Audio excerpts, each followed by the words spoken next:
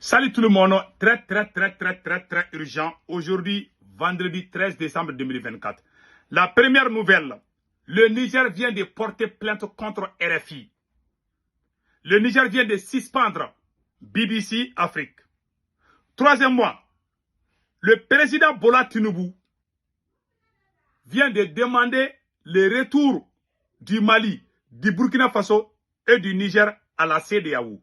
Devant le président allemand. C'est le président Emmanuel Macron qui a envoyé le président de l'Allemagne qui est parti actuellement, qui est actuellement au Nigeria. Donc, ce sont les Européens. La France se cache derrière le président allemand pour faire la médiation afin que l'AES retourne dans la CEDEAO. Cher président de l'AES, je vous prie de ne jamais retourner dans la CEDEAO. On ne veut rien avoir avec ces gens. On ne va pas les faire la guerre, mais nous devons penser à agrandir l'AES. C'est un complot de la France. Il ne faut pas négocier avec eux. Donc, voilà, entre autres. Nous venons d'apprendre que les nouvelles autorités syriennes ont bel et bien été aidées par les services secrets ukrainiens.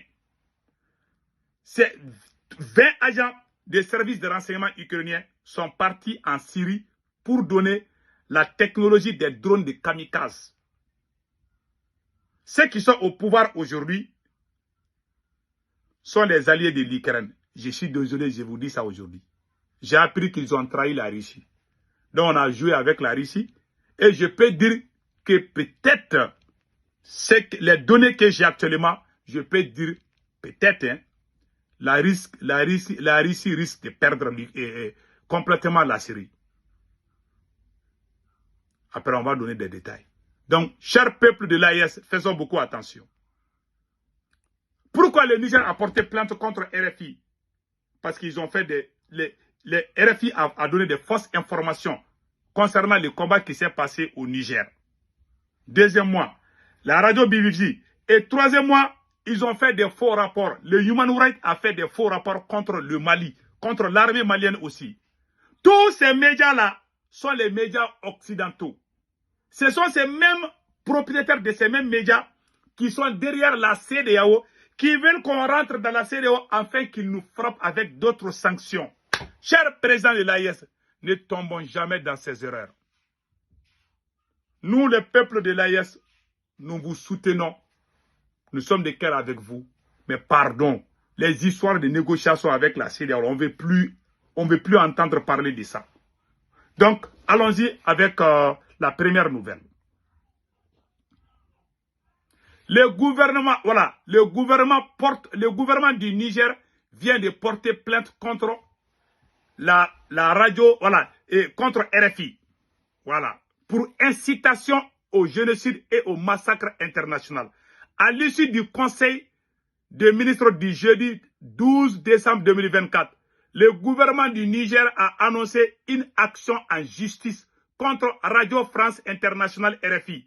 La plainte vise des accusations graves, notamment l'incitation au génocide et au massacre intercommunautaire. Il faisait la même chose, hein. Chaque fois, RFI dit que l'armée malienne est en train de tuer les peuples, alors que c'est faux. Je vous ai dit, hein, les gens qui disent « Ah, Sékou Toungara, pourquoi tu regardes RFI ?» Comment les autorités nigériennes ont su ça? Souvent, il faut les regarder pour démentir les mensonges qu'ils sont en train de fabriquer contre nous. On n'écoute pas RFI parce qu'on les aime. On les regarde parce qu'ils sont écoutés. Ils peuvent mentir. Parce que s'ils mentent, il y a des gens qui vont écouter et puis ils vont croire. Donc, voilà. Donc, selon le communiqué officiel, RFI est accusé d'orchestrer une vaste opération de désinformation visant à dresser les populations entre elles en créant des sentiments de rejet entre les communautés. Le gouvernement nigérien dénonce un montage grossier et met en cause l'utilisation par RFI d'apatrides servant de relais et des opérations de déstabilisation. Des publications sur les pages Facebook de la radio montrant des villages brûlés sont pointées du doigt, rappelant, selon le communiqué, le triste souvenir du passage des missions colonisatrices. Le gouvernement nigérien accuse RFI qu'il qualifie d'outil de propagande de la politique extérieure de la France, d'être devenu un instrument d'incitation au massacre et au génocide, comparant sa ligne éditoriale à celle ayant précédé des atrocités dans les autres pays. En conséquence, le Niger a décidé d'engager une action en justice contre RFI pour incitation au génocide et au massacre intercommunautaire sur son territoire, source RTN. Nous disons bravo au général Tchani. La radio Mill Collins, là, dirigée par la France, c'est ça qui a créé le génocide au Rwanda. Ils ont fait la même chose au Mali. C'est des menteurs, c'est des vampires. Ils veulent voir les pays de l'AES à feu et à sang. Hier, tout vraiment, j'ai fait des émissions sur ça. Donc, ils sont en train, RFI est en train de monter des mensonges. Même hier, ils ont fait un faux rapport contre le Mali. Dans ces rapports, voilà, c'est écrit ici, hein, je vous montre ça tout de suite. Ils ont montré un faux rapport. Ils disent qu'au Mali, Human Rights Watch déplore le manque d'informations de justice pour les victimes d'abus. L'Organisation de défense des droits de l'homme documente de nombreux nouveaux cas de violence sur les civils maliens perpétrés par les groupes djihadistes liés, voilà, ou par le groupe État islamique, mais aussi par les forces armées maliennes et les supplétifs russes du groupe Wagner. Vous avez vu maintenant? Human Rights pointe les difficultés à faire remonter tous ces cas depuis le départ de la mission de l'ONU dans le pays. MINUSMA. Vous voyez, ils sont en train de mentir contre le Mali. Ils sont en train de mentir contre le Burkina Faso. Ils sont en train de mentir contre le Niger. Et ces mêmes personnes sont les propriétaires de la CEDEAO. Vous voyez comment les choses... ouais. Et regardez Bola Tinubu. Et regardez le président de l'Allemagne. Ça, c'est le président de l'Allemagne. Et regardez bien. Il s'appelle Frank-Walter Steiner. Ça, c'est le président de l'Allemagne qui a été envoyé par Macron pour négocier le retour des pays de l'AES dans la CEDEAO. Je vais lire ce qui est écrit ici. Voilà Bola Tinubu. Voilà le plus grand danseur du monde. Voilà ce qui est écrit ici. Écoutez ça très bien. La CEDEAO doit gérer le retour de Burkina Faso, du Mali et du Niger avec diplomatie. Président nigérien. Le président du Nigeria, Bola Tinubu, a déclaré mercredi que l'intérêt et le bien-être des citoyens du Burkina Faso, du Mali et du Niger demeurent une priorité pour les dirigeants de la communauté économique des États de l'Afrique de l'Ouest, assurant que la diplomatie et la sagesse seront les principes directeurs de la réintégration de ces pays au sein de l'organisation régionale. Recevant le président allemand Frank-Walter Steiner en visite à Abuja, la capitale du Nigeria, M. Bola Tinubu, qui est le président de l'autorité des chefs de l'État et du gouvernement de la CEDEAO, a dit que les dirigeants des trois pays avaient été jusqu'à présent réticents à présenter des programmes de transition assortis de dates précises. Il est en train de rendre compte. Lui, il est le président de l'Allemagne. Il a été envoyé par Macron et l'OTAN pour voir ce qui se passe. Voilà le maître et voilà l'esclave. Voilà l'esclave qui fait des comptes rendus à son maître, qui est lui. Parce que si la France envoie quelqu'un là-bas, là, si un Français va là-bas, les gens vont soupçonner. Donc, vous avez vu maintenant que la CEDEAO appartient aux Blancs. C'est lui, hein. Quand il est parti seulement, Bola Tinubu a commencé à parler. Ouais, voilà. Donc, si on rentre dans la CEDEAO là, c'est la même chose. Vous vous rappelez bien. Attends, je vais vous montrer ça tout de suite. J'ai une petite surprise que je vais vous montrer. Ça nous rappelle quoi? Ça nous rappelle de quelqu'un quand même. Voilà. Devinez. Voilà. Devinette, comment on dit ça. Voilà. Je vais vous montrer ça tout de suite. Vous allez comprendre qu'est-ce qui se passe. Pourquoi tout ça là? Pourquoi toutes ces tournures là?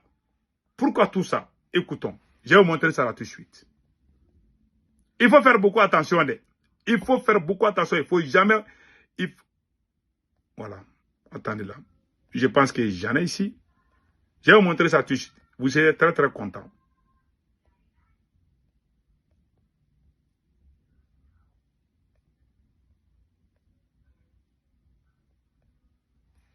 Oh. Je pensais que j'avais ça ici. Malheureusement, je ne vois pas ça ici. Mais la prochaine fois, il s'agit... Attendez une seconde là. Je pense que je dois avoir ça ici. Vous me donnez une seconde seulement, je vous montre ça. J'avais bien gardé la vidéo là ici.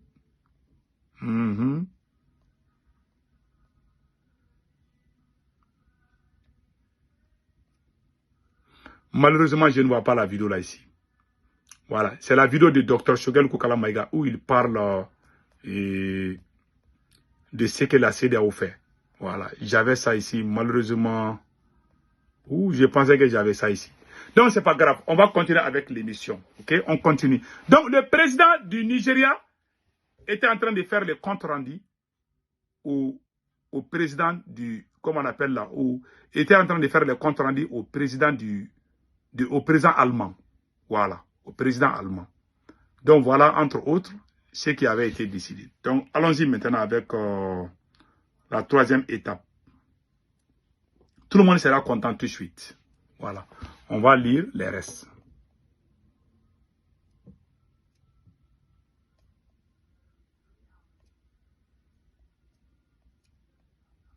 Je pensais avoir gardé ça ici, là, mais malheureusement, je l'ai perdu. Voilà. Donc maintenant, M. Tinubu dit que l'organisation régionale laissera la porte ouverte au retour de la démocratie dans les pays concernés. Notamment, c'est ce que la CEDEAO a toujours défendu. Donc, et il parle toujours de démocratie. Hein. Voilà. Ils veulent que les Mali de Burkina organisent les élections. Ça, c'est l'idée. Voilà. C'est comme ça. C'est ça leur vœu. Hein. Nous, on dit on ne veut pas élection. Comme Assimi Goïta veut élection, ce n'est pas grave. Monsieur le président de l'Allemagne, monsieur Steiner, qui s'est également entretenu mercredi avec Oumar Touré, président de la commission de la CEDEAO, a déclaré que la réintégration des 3 pays d'Afrique de l'Ouest aurait un impact significatif sur l'économie et la sécurité de la côte ouest. Donc vous avez entendu, le président de l'Allemagne s'est entretenu avec le président de la commission de la CEDEAO. Il est allé. Vous voyez, le maître est venu voir les esclaves. Vous voyez maintenant que la CEDEAO appartient aux Européens. Le premier Choguel Koukala Maïga avait parlé de ça.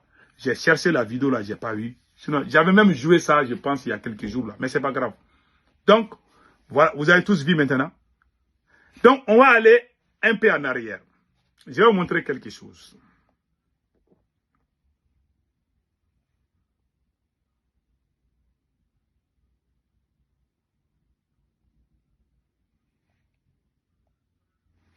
Voilà.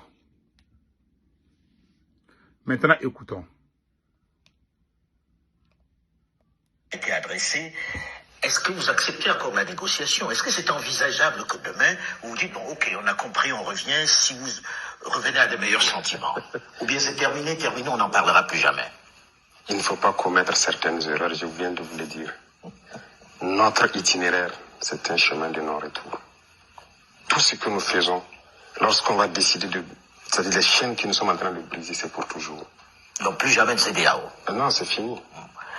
Si on entre là-dedans, et c'est ma dernière question, si on entre là-dedans, ça veut dire aussi que dans quelque temps, vous allez vous attaquer à la monnaie, qui est le CFA. Vous avez entendu? Le président du Burkina Faso a dit qu'on ne va jamais rentrer dans la CEDEAO. Merci au capitaine Ibrahim Traoré. Il ne faut pas rentrer dedans. Parce que vous avez tous dit qu'on n'est plus. Parce que nous, ce qu'on sait, ce sont nos présidents qui sont venus nous dire que nous ne sommes plus dans la CEDEAO. Je pense que Général Tchani aussi avait dit ça. J'avais ça là. Attendez là. Général Tchani avait dit ça aussi, hein, qu'on n'est plus dans la CEDEAO. Général Tchani avait dit ça. et beaucoup d'autres présidents. Voilà. Même le président malien aussi avait dit ça. Que c'est fini, on n'est plus dans la CEDEAO. Si on n'est plus dans la CEDEAO, je me demande pourquoi ces gens-là parlent de négociations. Il faut faire un communiqué.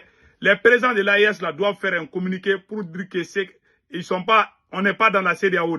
Il faut vraiment nous informer. On écoute le général Tchani aussi. Être à la Confédération et nous parler de la CEDEAO. Je vous ai dit, la Confédération est une étape intermédiaire. D'accord. Nous allons, Inch'Allah, vers la fédération. La CEDEAO est derrière nous. Et pour ceux qui disent que les peuples de l'AES ou de la Confédération de l'AES, Monsieur le Président, par rapport à cette question de CEDEAO, on a vu quelques tentatives de certains pays pour amener les États de l'AES au sein de la CEDEAO. On peut dire aujourd'hui que ce départ de la CEDEAO des 3 États de l'AES est irréversible et définitif. Mais ça, c'est une question à laquelle je n'ai pas besoin de répondre. D'accord. On ne peut pas être à la Confédération et nous parler de la CEDEAO. Je vous ai dit, la Confédération est une étape intermédiaire. D'accord. Nous allons, Inch'Allah, vers la fédération. La CEDEAO est derrière nous. Et pour ceux qui disent que les peuples de l'AES ou de la Confédération de l'AES ne pourront plus circuler dans les États de la CEDEAO, ils sont d'abord combien? Ces États de la CEDEAO? Il y avait 16. Oui. Un est parti, Voilà. la Mauritanie. 3 autres sont partis. Oui. Il n'en reste que 12. Burkina, le Mali et le Niger. Il y a 12. Nous sommes à 194 États reconnus aux Nations Unies. À travers le monde, oui. Comment les Nigériens se débrouillent dans le reste de ces États-là? Dans ces 182 États, est-ce que c'est la CEDEAO? C'est les règles de la CEDEAO qui s'appliquent dans les 182 États? Il faut écouter. Hein. De la même façon que nous avons des ressortissants au sein de la CEDEAO, ces pays de la CEDEAO ont des ressortissants au Niger. D'accord? Que personne ne se laisse divertir. Voilà. Toute mesure contre la Confédération se verra immédiatement appliquer la réciprocité. Yes! C'est tout. Voilà ce qu'on veut entendre. Merci le général Tchani. Vous avez tous entendu maintenant? Alors, vous avez dit qu'on a la CEDEAO derrière nous. Le capitaine Ibrahim l'a dit, le président Assimi Goïta l'a dit, le président général Tchani. Vous avez tous dit que la CEDEAO, la page de la CEDEAO est tournée. Ces gars de la CEDEAO, ils sont en train de laisser dire encore. On entend des choses, mais on vous croit. On observe. Mais on va pas négocier avec la CEDEAO pour rentrer dedans. On veut être des voisins, c'est tout. Voilà.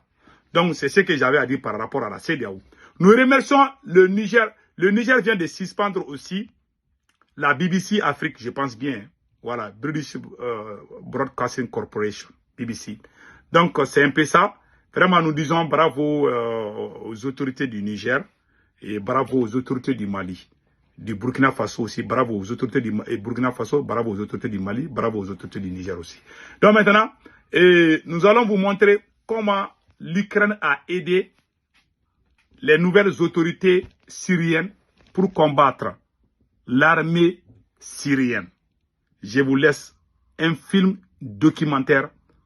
Ça fait très mal, hein, mais on est obligé de vous montrer. Voilà, attendez, je pense que j'ai la vidéo là ici. Voilà. Entraide entre 2 hommes, 2 hommes que vous allez voir apparaître sur cet écran en photographie. Oui, ces 2 hommes, le président ukrainien Volodymyr Zelensky. Ah oui, c'est assez surprenant quand même. Et le nouveau maître de Damas, Abou Mohamed Al-Joulani. Cela vous surprend? Oui. Elle a de quoi surprendre, cette entraide. C'est une entraide militaire. Zelensky aurait fourni des drones à Al-Joulani. Le journal américain The Washington Post nous donne quelques détails qu'il dit tenir de sources bien informées. Les voici, ces détails.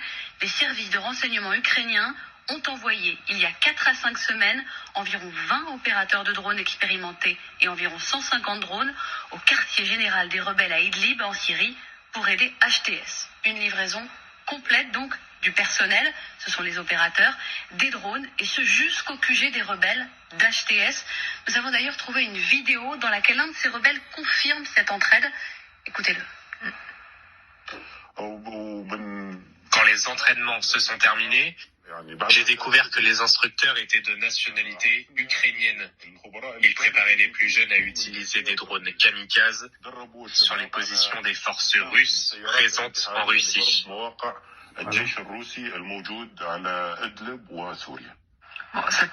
effectivement, ça paraît extrêmement incroyable.